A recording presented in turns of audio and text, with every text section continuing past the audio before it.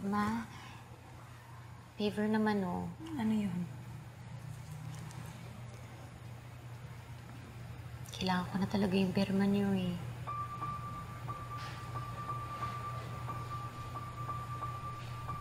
Sorry, Risa.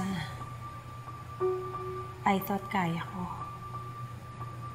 Hindi pala eh. Pero sabi mo dati, Ma. Akala ko rin. Pero wag mo muna akong pilitin. Hindi pa kita kayang pakawalan. Anak pa rin kita. At napakasakit para sa isang ina na mawawala na yung anak niya.